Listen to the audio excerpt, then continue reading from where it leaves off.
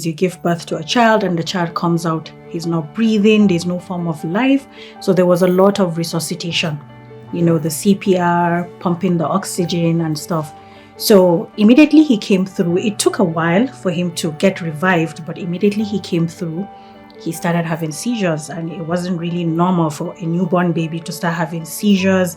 He was sweating a lot. I have never seen a baby sweat in my entire life. That was the first time. After 3 months, I remember I woke up in the morning and there was a depression on the skull. Like his skull literally sank in. Oh, wow. From the side. Can you walk us through that journey and what really led you to join the advocacy? 4.5 years later, I gave birth to his younger sister who happens to have Down syndrome. And then sadly, insurance doesn't really cover it. Yes. You buy everything from your pocket, from the medications, physical therapy. It depends on the hospital you go to. If you're going to public hospitals, you can get that covered. But aside from that, medications, education, care, everything about the child comes with a lot of financial, burden on it. I have worked on cases where I have seen children that their bum has, the meat has fallen off due to bed sore, severe form of bed sore and infection because the parents can't afford diaper.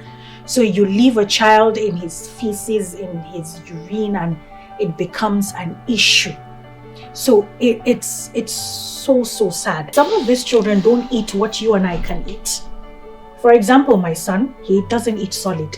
Oh. Because yes, most of them have neck paralysis. Okay. Yeah, so there's that inability to be able to chew your food and swallow properly.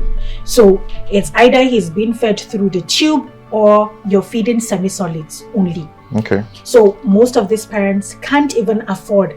Now, so what we did was we devised a way. We we go to hospitals during clinic days and then we teach the mothers how to make local cereal.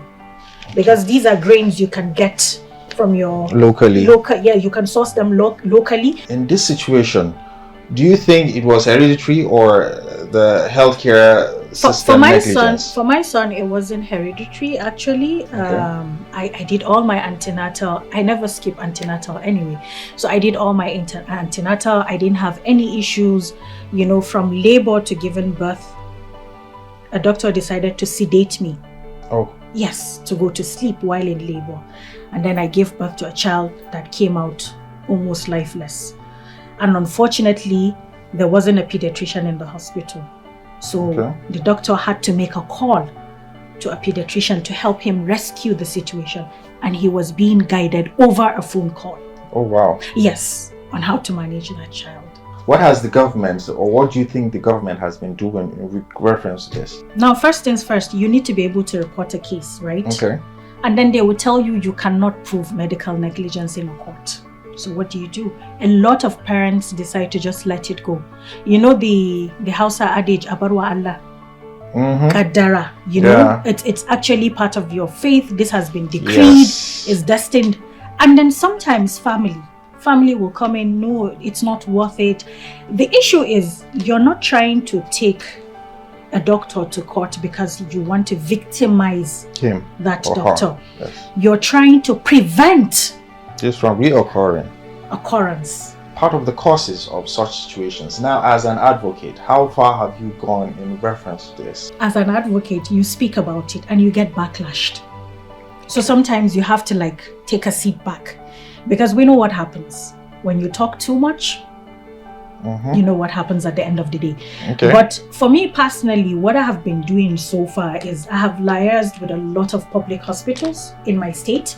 And what we do is I come on my page, I raise funds, and I buy some of these medical equipments that they don't have, that are not functioning. You have some hospitals where you will go to and they don't have functioning phototherapy machine. Now, if you don't have a phototherapy machine that functions to the fullest, and you have a child that comes with jaundice and is high, and then the child is being put in a phototherapy machine that will not really treat that jaundice very well. The end result of not treating jaundice properly is cerebral palsy. What was your first expression when you noticed your child has that? How did you first feel? I didn't comprehend. It took time. Define cerebral palsy. I'm a layman, right? Yes. I am a layman. So what is cerebral palsy? you know, your child has cerebral palsy. I don't know if you understand what cerebral palsy is. Do you understand what cerebral palsy is? Oh, this really? is a doctor. And I was like, no, I don't know, but I have a friend who has a child that has cerebral palsy, but I don't know what it means. All I know is her child doesn't have neck control, he cannot crawl, he cannot walk. So yes, that is cerebral palsy. The first thing I asked her was, is there a support group I can join? That was the first thing I asked her. And she was like, in Nigeria, Haja, I don't know. How have you been able to navigate these complications, being an advocate, being a mother of someone battling with this issue, and your own personal life? My own personal life, it took years for me to be where I am today. Okay. It took me almost 3.5 years. Okay. I was in a very dark place for a very long time. Battled depression, I battled low blood pressure.